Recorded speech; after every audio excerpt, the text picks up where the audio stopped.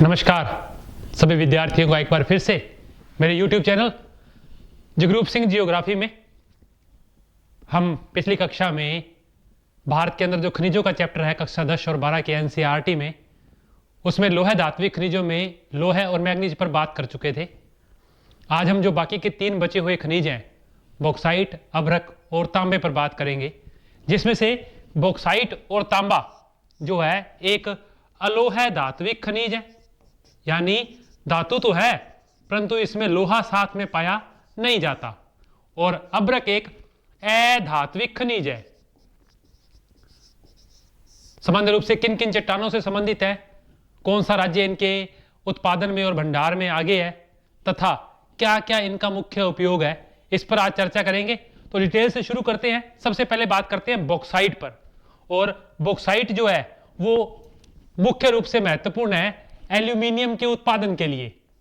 तो पहला खनिज हमारा बॉक्साइट है, और बॉक्साइट जो है वो उससे सबसे पहले एल्यूमिना प्राप्त किया जाता है, और इसी एल्यूमिना से क्या प्राप्त किया जाता है, एल्यूमिनियम प्राप्त किया जाता है।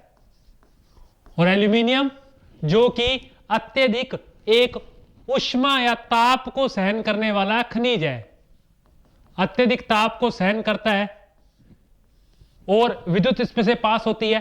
और अगली बात में फेमस जो है कि एल्यूमिनियम जो है सामान्य तौर पर आप एल्यूमिनियम के संयंत्र जो देखेंगे वो संयंत्र सारे के सारे जल विद्युत के क्षेत्रों के निकट लगाए जाते हैं। दूसरी बात, बॉक्साइट के बारे में कुछ एक बातें इंपॉर्टेंट ध्यान रखनी है। पहली बात ये कि काफी किताबों में एल्यूमिनियम की कुछ एक बातों में मतभेद है। अगर आप कक्षा 10 और 12 की NCERT देखेंगे या 12 की NCERT, उसमें एल्यूमिनियम को टर्शियरी युग की लैटेराइट चट्टानों से संबंधित बताया गया है। टर्शियरी युग की लैटेराइट चट्टानों से संबंधित बताया गया है। परंतु जब आप इसका अध्ययन किसी ऑथेंटिक बुक या ऐसे NCERT ऑथेंटिक है परंतु अरविंद कुमार या माजिद हुसैन के भारत के भूगोल में देखेंगे तो इसे क्रिस्टेशियस युग की लैटेराइट चट्टानों से संबंधित बताया गया है। क्रिस्टेशियस युग की लैटेराइट चट्टानों से संबंधित बताया गया है। दूसरी बात, अगर आप एल्यूमिनियम का उपयोग देखें, एक अन्य उपयोग यह है कि पेट्रोल और नमक को साफ करने तथा इसके अंदर जो दूसरी बात है कि रंगने के पदार्थों में भी इसका उपयोग किया जाता है। तो पहले ये प्रमुख बातें कि क्या क्या है और इनका संबंध किस किस से है। आगे बात करते हैं कि क्या महत्वपूर्ण बात है। और बॉक्साइट के बारे में आप देखेंगे सामान्य रूप से एल्यूमिनियम जो है प्रायद्वीपीय भारत या तटीय भारत के पठारी प्रदेशों से संबंधित है। तटीय भारत के पठारी प्रदेशों से संबंध रखता है। चलिए आगे इस पर और चर्चा करते हैं। पहले हम बॉक्साइट के भंडार देख लें। एक तरफ बॉक्साइट के भंडार किन 4 राज्यों में है और इनका उत्पादन किन 4 राज्यों से होता है। अगर बॉक्साइट का आप सबसे पहले भंडार की बात करें तो उड़ीसा, आंध्र, गुजरात और झारखंड, उड़ीसा, आंध्र प्रदेश, इसके बाद में गुजरात और झारखंड, ये 4 राज्य हैं आगे हैं उत्पादन में। भारत का लगभग 50% बॉक्साइट का भंडार उड़ीसा में है। बड़ी बात ध्यान रखनी है कि लगभग देश का आधा भंडार जो है वो सिर्फ किस में है, उड़ीसा में है। गुजरात जो है लगभग 9% जो है, झारखंड लगभग 6% के आसपास और आंध्र प्रदेश लगभग 16% के आसपास जो है इनका भंडार रखता है। वही क्रम अब हमने को याद रखना है कि उड़ीसा, झारखंड, गुजरात और महाराष्ट्र, अगर उत्पादन देखें तो उड़ीसा, झारखंड, गुजरात और महाराष्ट्र टॉप 4 जो हैं उत्पादन के राज्य हैं। इसमें भी ध्यान रखेंगे भारत का लगभग 60 से लगभग 65% बॉक्साइट का उत्पादन जो है वो उड़ीसा से ही होता है। तो सर्वाधिक उत्पादन में और भंडार दोनों में उड़ीसा बॉक्साइट के अंदर प्रमुख है। हम लोहे का भंडार देखेंगे तो भी उसमें उड़ीसा, उत्पादन में उड़ीसा प्रमुख है। मैग्नीज में भी उड़ीसा, वहां मध्य प्रदेश और महाराष्ट्र जो है वो आगे हैं। हमने पिछली कक्षा में बात की है। तो कुछ एक नाम है हमारे लिए, 5 ही खनिज इंपॉर्टेंट है। चलिए अब हम इसके प्रमुख क्षेत्रों के बारे में बात करेंगे कि क्या क्या मेन एरियाज जो हैं वो हैं बॉक्साइट के और एल्यूमिनियम के। एक ही है। तो सबसे पहले उड़ीसा जो कि भंडार और उत्पादन में नंबर 1 पर है। उड़ीसा के अंदर आपको ध्यान रखना है कालाहांडी, रायगढ़, कंधामल और कोरापुट। कालाहांडी, रायगढ़, कंधामल और कोरापुट। कालाहांडी, कोरापुट आपको मैग्नीज में भी देखने को मिलेंगे उड़ीसा के अंदर। इसके अलावा 2 नाम आपको अलग से याद रखने हैं, एक बोलनगिर और एक संबलपुर।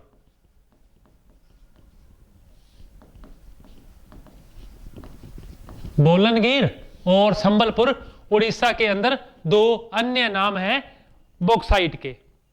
इसके अलावा मध्य प्रदेश में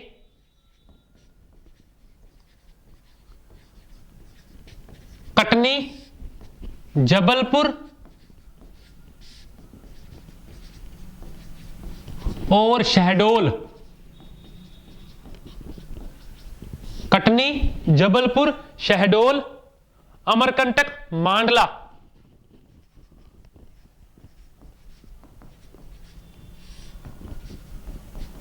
अमरकंटक और मांडला ये प्रमुख हैं एमपी के अंदर। अब हमको ध्यान रखना है झारखंड का एक नाम बड़ा फेमस है, लोहारदगा। झारखंड की लोहारदगा खान और पलामू जिला इंपॉर्टेंट से लिख लेंगे। पेपर में बहुत बार सुमेलित करने वाले प्रश्न में आता है, उसके आगे लोहारदगा लिखा होता है और यह किससे संबंध रखता है? बॉक्साइट से संबंध रखता है। काफी पेपरों में इसके बारे में पूछा जाता है कि लोहारदगा, इसको इंपॉर्टेंट कर लेंगे लोहारदगा को। इसके अलावा छत्तीसगढ़ में बस्तर, बिलासपुर और सरगुजा। बस्तर, बिलासपुर और सरगुजा जो है वो प्रमुख है। चलिए गुजरात में जामनगर, जूनागढ़,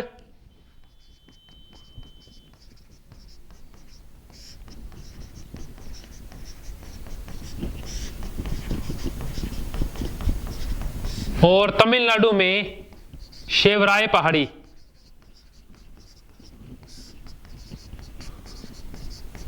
तमिलनाडु में शेवराय पहाड़ी जो है वो बॉक्साइट का उत्पादन करती है भारत के अंदर।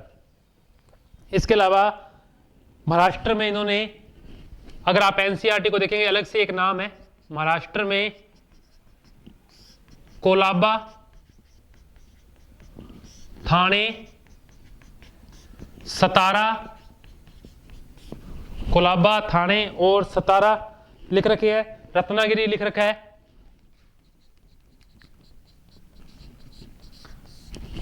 ये प्रमुख नाम है। तो सबसे फेमस ये रहा। गुजरात में जामनगर लिख सकते हैं आप, महाराष्ट्र में रत्नागिरी, इसके अलावा कटनी, जबलपुर, शहडोल बॉक्साइट की अच्छी पेटी है। यहां कंधामल भी बड़ा नाम है बॉक्साइट में। तो ये जो टिक किए हैं ये नाम काफी इंपॉर्टेंट है हमारे लिए और बॉक्साइट से संबंधित रखते हैं। अब हम दूसरे खनिज पर बात करेंगे जिसमें कि क्या क्या चीजें प्रमुख इंपॉर्टेंट है, और दूसरा खनिज हमारे लिए है तांबा। तो ये बॉक्साइट के उत्पादन और इससे संबंधित कुछ बातें। अगला खनिज हमारे लिए कॉपर यानी तांबा।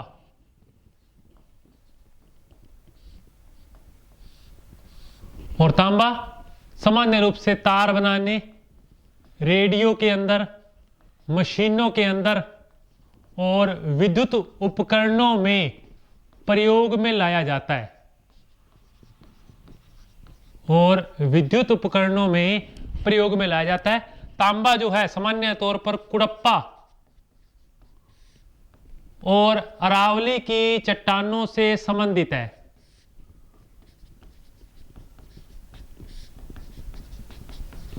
कुड़प्पा और अरावली चट्टानों से संबंधित है तांबा। इसके बारे में हमें यह बात ध्यान रखनी है कि तांबा कुड़प्पा और अरावली की चट्टानों से संबंध रखता है। चलिए इसी पर आगे बात करते हैं कि और क्या चीजें इंपॉर्टेंट है तांबे के अंदर। अच्छा, एक बात रखना है कि तांबा मिश्र धातु बनाने में प्रयोग में लाया जाता है। तांबा मिश्र धातु बनाने में प्रयोग में लाया जाता है। और एक बात जो ध्यान रखनी है कि कुड़प्पा और अरावली में रवेदार चट्टानों से संबंधित है। कुड़प्पा और अरावली में जो है ये रवेदार चट्टानों से संबंधित है। कौन सा? हमारा तांबा। हमारे इसके अंदर इतना नहीं लिख रखा किताब एनसीईआरटी में। तांबा जो है इसका जो निक्षेप है, पहले हम भंडार और उत्पादन के राज्यों पर बात कर ले कि कौन कौन सी चीजें प्रमुख है। वही एक तरफ तांबे के भंडार पर बात करेंगे और एक तरफ तांबे के उत्पादन पर बात करेंगे। यहां भी एमपी और राजस्थान दो बड़े बिंदु है तांबे को लेकर। अगर आप राजस्थान में तांबे का भारत के स्तर पर देखें तो झुंझुनू का खेतड़ी और अलवर का खोद रिब्बा जो है वो प्रसिद्ध है। इसके अलावा एमपी का बालाघाट वाला एरिया वो सेम टू सेम फेमस है इसके लिए। तो इन्हीं 2 दिन पर बात करेंगे। तांबे के कुछ प्लांट भी है हिंदुस्तान कॉपर लिमिटेड के, तो चांदमारी में जैसे झुंझुनू में, इन पर बात करने वाले हैं। अब पहले भंडार पे बात करते हैं। भंडार की बात करें तो तांबे का सर्वाधिक भंडार जो है वो राजस्थान में है। तांबे का सर्वाधिक भंडार राजस्थान में है। नंबर 2 पर है झारखंड, एमपी और आंध्र प्रदेश। झारखंड, 3 पर मध्य प्रदेश और 4 पर है आंध्र प्रदेश। अब इसमें भी मेन बात यह रखनी है कि देश का लगभग 53% तांबे का भंडार कहां है? राजस्थान में है। और 20% तांबे के जो भंडार हैं वो कहां है? झारखंड में है। परंतु उत्पादन की बात करें, मध्य प्रदेश जिसके पास लगभग 19% ही भंडार है, उत्पादन में नंबर 1 पर है। मध्य प्रदेश से भारत का सर्वाधिक तांबा जो है वो उत्पादित किया जाता है। इस बात को ध्यान रखेंगे। मध्य प्रदेश में लगभग, फिर राजस्थान और फिर झारखंड।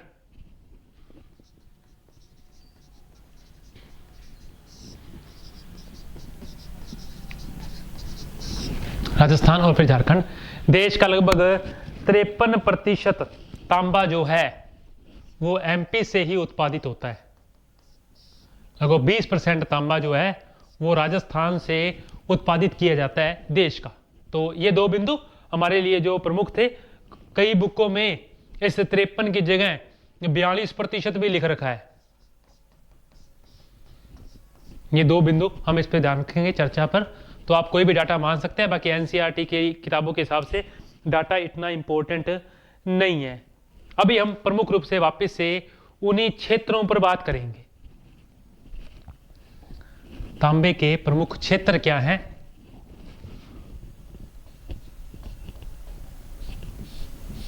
तांबे के क्षेत्र में सबसे पहले बात करते हैं राजस्थान पर। राजस्थान में झुंझुनू, इसके अलावा अलवर। अगर हम झुंझुनू में बात करें तो खेतड़ी और अलवर का खोदरीबा। अलवर का खोदरीबा जो है वो तांबे के लिए प्रसिद्ध है। इसके अलावा बात करें झारखंड में, तो एक नाम आएगा बड़ा बढ़िया, काफी बार पेपरों में पूछे जाते हैं, मौसाबनी। मौसाबनी ध्यान रखना है, मौसाबनी, राखा, सोनमाखी। मौसाबनी, राखा, सोनमाखी, पत्थरखेड़ा, सब डिफरेंट नाम है। सोनमाखी, राखा, सोनमाखी, राखा, मौसाबनी, पत्थरखेड़ा, इनको आप ध्यान में रखेंगे। और एक आता है सुरदा। सुरदा, ये जो है झारखंड के प्रमुख नाम है तांबे के। आंध्र प्रदेश का एक ही नाम ध्यान रखना है, अग्निगुंडाला। आंध्र प्रदेश का एक ही नाम ध्यान रखना है, अग्निगुंडाला। आंध्र प्रदेश का अग्निगुंडाला नाम। इसके अलावा मध्य प्रदेश का बालाघाट, कई बार इसकी जगह एक नाम और यूज किया जाता है, मलजखंड।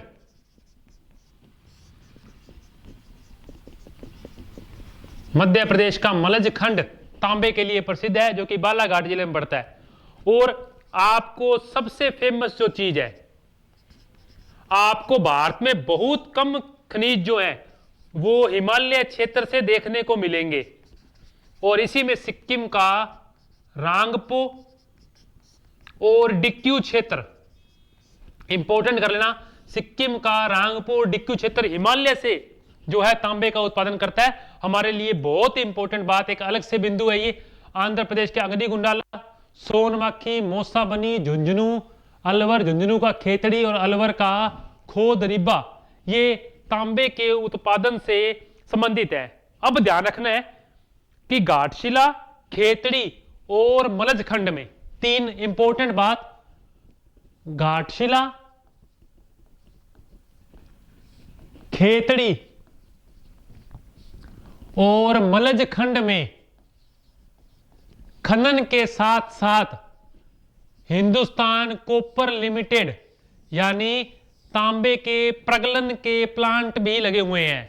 तो यहां एक ताम्र शोधन केंद्र उसको बोलते हैं, ताम्र शोधन केंद्र, तांबे को साफ करने के केंद्र जो हैं वो यहां लगाए गए हैं।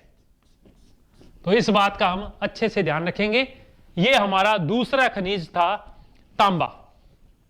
तो तांबा और बॉक्साइट दो जो लोह धात्विक खनिज है, अलोह धात्विक वो पूरे होते हैं। अंतिम हमारे सिलेबस में जो खनिज है वो है अभ्रक। अभ्रक बच्चों ने बहुत बार प्राचीन क्या 90 के आसपास प्रेस में सामान्य तौर पर अभ्रक का प्रयोग किया जाता था। यह भी एल्यूमिनियम की तरह अत्यधिक ताप को सहन करता है और सामान्य तौर पर हाथ इससे चमकीले हो जाते हैं। बचपन में जो बच्चे हैं इस पे रगड़ करते थे। आजकल वैसी प्रेस नहीं आती है, खेलने की चीज हुआ करती थी प्रेस वाली दुकान पर। सामान्य रूप से एक अभ्रक का पत्ता जो है वो उसमें डाला जाता था। तो अभ्रक पर बात करने वाले हैं आज। सामान्य रूप से मॉस्को व्हाइट, रूबी, 3-4 प्रकार का अभ्रक जो होता है काफी रंगों में भी पाया जाता है। परंतु अभ्रक का एक मेन कॉन्सेप्ट जो है, इसके लिए क्रिया होती है। अभ्रक सामान्य रूप से विपाटन की प्रक्रिया में मिलता है। अब ये विपाटन होता है क्या है, इसमें 1 सेंटीमीटर या 1 मीटर मोटी परतों में 1000 परतें पाई जाती हैं। 1 सेंटीमीटर मोटी परत होगी, उसमें 1000 शीटें अभ्रक की निकलती हैं। तो ऐसी प्रक्रिया जो होती है वो विपाटन की होती है। तो अभ्रक सामान्य तौर पर विपाटन की प्रक्रिया में मिलता है, इस बात को हम ध्यान रखेंगे। और सबसे मेन बात जो ध्यान रखने वाली है कि विद्युत और इलेक्ट्रॉनिक्स उद्योग में, विद्युत और वही बात पहले की तरह तीनों जो खनिज हैं हमने आज पढ़े, बॉक्साइट भी जिससे एल्यूमिनियम निकलता है विद्युत में, तांबा भी विद्युत उपकरण में, और अभ्रक भी विद्युत या इलेक्ट्रॉनिक्स में जो है प्रयोग में लाया जाता है। और इसके अलावा मैंने आपको बोल दिया कि पतली चादरों के अंदर, पतली चादरों में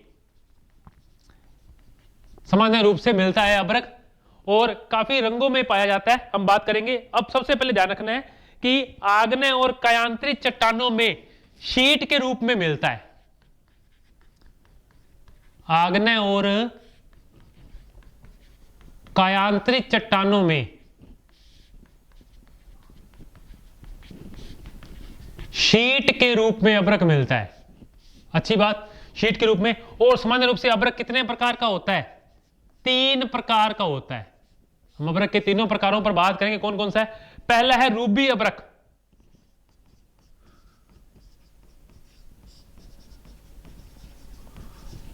दूसरा है मास्को व्हाइट अभ्रक, और तीसरा नाम हमें जानना है बायोटाइट। तो ये अभ्रक के 3 प्रकार हैं। पहला सफेद का होता है, दूसरा हल्का गुलाबी होता है। पहला अभ्रक सफेद रंग का, दूसरा हल्का गुलाबी, और तीसरा जो है वो धूसर या ग्रे या काले रंग का होता है। और एक अच्छी बात, विश्व का लगभग 60% अभ्रक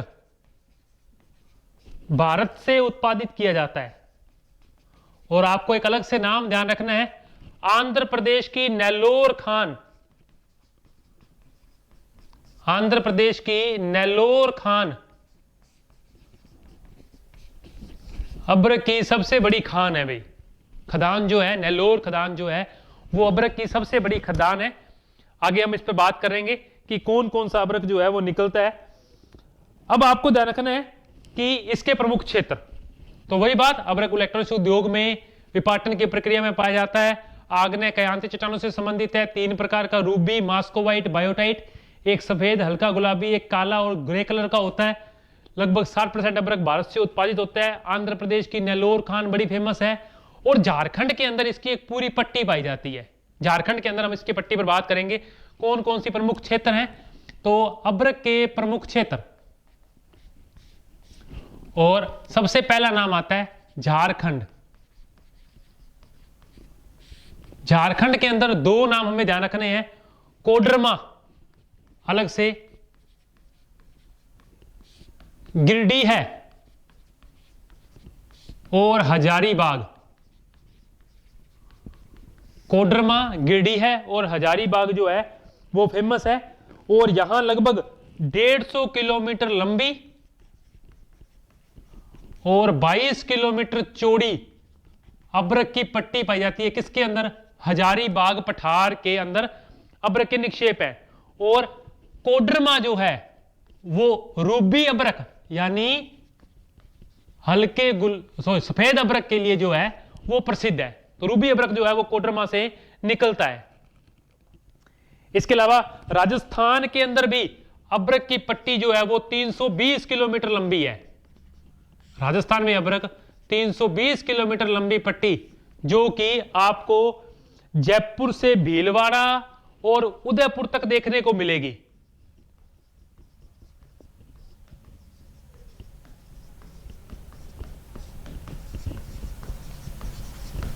जयपुर से भीलवाड़ा उदयपुर तक एक पट्टी, यहां हजारीबाग में एक पट्टी है, और यहां किसमें पेटी है? जयपुर से लेकर भीलवाड़ा उदयपुर तक एक पेटी है पूरी की पूरी, जिसमें अभ्रक निकलता है। और यहां हो गया जयपुर, उदयपुर, भीलवाड़ा। इसके बाद में हम आगे बात करें, कर्नाटक का मैसूर व हासन जिला। तो कर्नाटक का मैसूर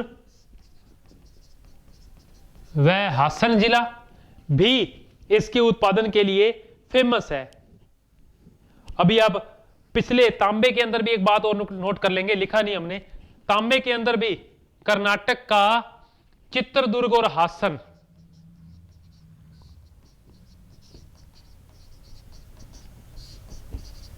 कर्नाटक का चित्रदुर्ग और हासन जो है तांबे के लिए भी प्रसिद्ध है। तो हम इसी बात करते हैं पहले मैसूर व हासन जिले, क्योंकि मेरे को हासन हासन सेम नाम जो है वो याद थे, तो उसके साथ इसका बिंदु लेर था। इसके अलावा तमिलनाडु में कोयंबटूर और कन्याकुमारी, तमिलनाडु में कोयंबटूर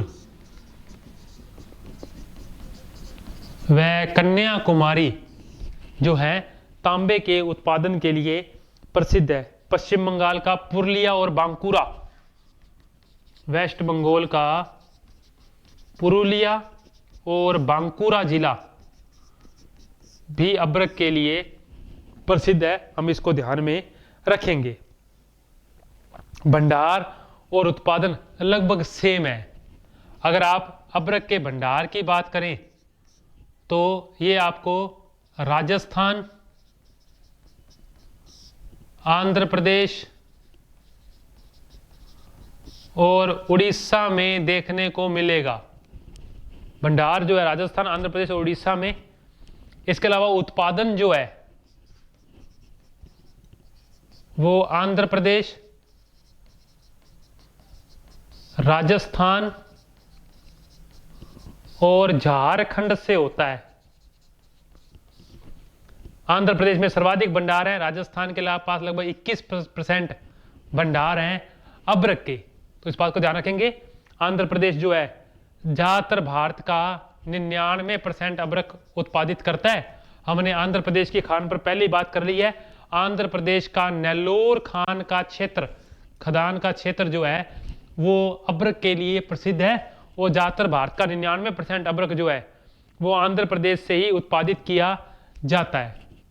तो ये हमारे 3 बड़े मिनरल्स जो थे वो पूरे होते हैं। इसी के साथ हमारे अब अगले चैप्टर में, इसी अगली कक्षा में हम ऊर्जा खनिजों पर जो है बात करेंगे।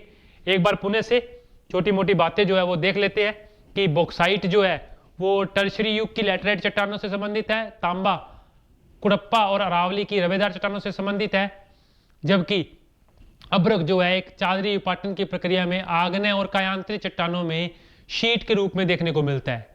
तीनों के तीनों खनिज जो हैं वो विद्युत उद्योग या इलेक्ट्रॉनिक्स के लिए प्रसिद्ध हैं और इनमें से आप अब्रक और एल्यूमिनियम को देखेंगे तो अत्यधिक ताप व ऊष्मा को सहन करने वाले खनिज हैं, दोनों के दोनों मिनरल। अगर आप जहां हम बॉक्साइट पर बात करें तो उड़ीसा जो है उसका उत्पादन और भंडार में नंबर 1 पर है, जबकि इसी के साथ अगर हम तांबे में बात करें तो वहां राजस्थान भंडार में नंबर 1 पर है, उत्पादन में एमपी हमसे आगे है। जबकि अब्रक की बात करें तो आज बात की है कि आंध्र प्रदेश और राजस्थान सामान्य तौर पर जो है इनमें एक एक साथ चलते हैं। उससे पिछली कक्षा में हमने जो लोहे और मैग्नीज पे बात की थी, उससे पहले खनिजों की कुछ पेटियां जो भारत में थी और खनिज का सामान्य वर्गीकरण हमने पूरा कर लिया था। अगली कक्षा में हम ऊर्जा खनिजों पर एक साथ बात करेंगे।